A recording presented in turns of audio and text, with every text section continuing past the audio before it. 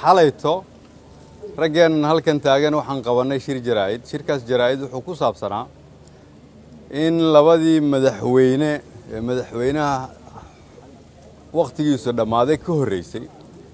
iyo guddoomiyihii baarlamaanka ee Soomaaliyeed hore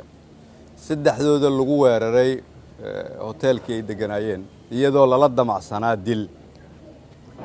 maanta waxaa ku xigtay in murashaxiintii iyagoo bannaan baxaya oo adduunyadu ay fiirsanayso la soo xabadeeyay xabadihiina Allah caafiyo inta dhimatana Allah u naxariistay dad Soomaaliyeed ay ku waxyeeloobeen isla xabadihii ishi dhaqaale oo dalka Soomaaliyeed uu lahaa oo ahaa aeroboorka xabadihii annagana la ku soo ridaayay ayaa aeroboorkii madaafiicda ay ku rideen ayaa gubanaya hadda Soomaali waxaan rabaa inaan markhaati gashado maanta meesha aan taaganahay anigoo ra'iisul wasaaraha Soomaaliya soo kama digin Soomaanan dhihin haddii la isku dayo in xukun la boobo haddii doorashada aan heshiis lagu noqon haddii la isku dayo in kaligii talis noqdo in dhibaatadan u dhaxayso habeenkii aan ummadda Soomaaliyeed u tanaasulay waxaan shacabka Soomaaliyeed u sheegay in aanan rabin inaan qayb ka noqdo dhibaatada ummadda ku soo socota haddii dariiqan lagu sii socdo meeshii baan taaganahay aan ka digay anigoo xukunka jooga iyo anigoo dibadda ka ah meeshii hadda dalkani uu taagan yahay dawlad waqtigeedii dhammaaday madaxweyne waqtigiisa dhammaaday oo ay xabad kaliya uga soo hartay duniduna nagu ixtiraami mayso Soomaalina ku horumari mayso meesha hadda ummadda Soomaaliyeed ay taagan tahay hal xal kaliya ay leedahay inta rabta inay dalka u turto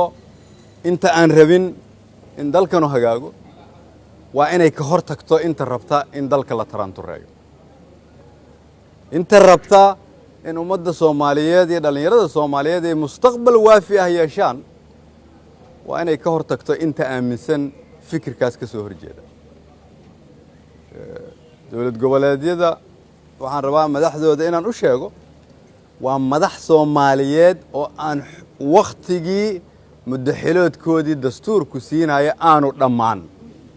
oo sharci ah waa inay ogaadaan mas'uuliyadda ugu weyn dalka iyagay saaran tahay mas'uuliyad miisaaman waa inay ku shaqeeyaan oo macnaheedu tahay iyagaa laga rabaa xalka ee ma aha inay meel u fadhiyaan dawlad waqtigeedu dhammaaday beesha caalamka waxaan rabaa inaan u sheego inaan uga dignay arrimahan iyadoo qoraal ah iyo iyadoo af ah haddii aad tusaale u baahnaydeen xalay iyo maanta idinkugu filan haddii aad sii fiirsataan idinkuna waxaad qayb ka noqonaysaan dhibaatada iyo gumaadka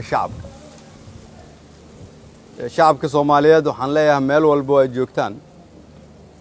dadkeenan siyaasiyiinta ah oo idin matala inaan bannaan baxnana joojin mayno inaan idin matalnana joojin mayno cidna cabsin gelin karta oo naga leexin karta dalkan in lagu hago dariiqa ay xaq u leeyihiin dhalinyarada naga da'da yarna ka leexan mayno waqti adag ayaa lagu jira waqtigaas adag wuxuu u baahan yahay aqal iyo xikmad xoog iyo qoray uma baahno tanaasul iyo turid ayuu u baahan yahay